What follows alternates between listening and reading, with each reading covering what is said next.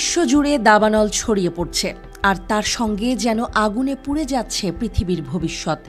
2024 সালে বিজ্ঞানীরা এক চমকপ্রদ তথ্য পেয়েছেন।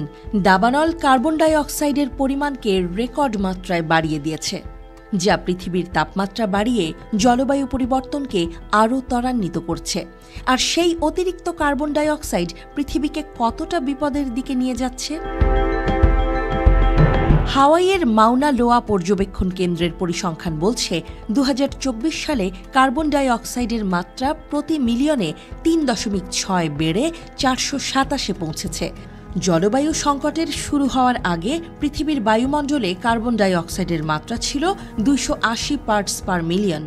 কিন্তু এখন দাবানলের কারণে কার্বন ডাই অক্সাইডের পরিমাণ দ্রুত বৃদ্ধি পাচ্ছে, আর এর সঙ্গে যোগ হয়েছে প্রাকৃতিক এল নিনো চক্র, যা গ্রীষ্মমণ্ডলীয় অঞ্চলে তাপমাত্রা বাড়িয়ে শুষ্কতা সৃষ্টি করছে। 2024 সালে দাবানল শুধু কার্বন ডাই অক্সাইডের পরিমাণই বাড়ায়নি, বরং সারা পৃথিবীর গড় তাপমাত্রায় নতুন রেকর্ড সৃষ্টি করেছে।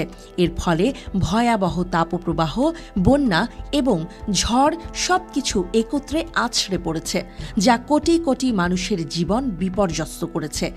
সবচেয়ে ভয়াবহ বিষয়, পৃথিবী প্রথমবারের মতো প্যারিস জলবায়ু চুক্তির নির্ধারিত 1.5 ডিগ্রি সেলসিয়াস তাপমাত্রা সীমা অতিক্রম করেছে। জাতিসংঘের মহাসচিব অ্যান্তোনিও গুতেরেস এই পরিস্থিতিকে একটি বড় ধরনের সতর্কতা হিসেবে উল্লেখ করেছেন এবং জীবাশ্ম জ্বালানি শিল্পের কঠোর সমালোচনা করেছেন, যারা মুনাফার জন্য পৃথিবীকে ধ্বংসের দিকে ঠেলে দিচ্ছে। তবে যুক্তরাজ্যের আবহাওয়া অফিসের অধ্যাপক রিচার্ড বেটস আশাবাদী। তিনি বলেছেন, 1.5 ডিগ্রি সেলসিয়াস লক্ষ্য পূরণ করতে না পারলেও আমাদের এই প্রবৃদ্ধি সীমিত করার জন্য সর্বোচ্চ চেষ্টা করা উচিত।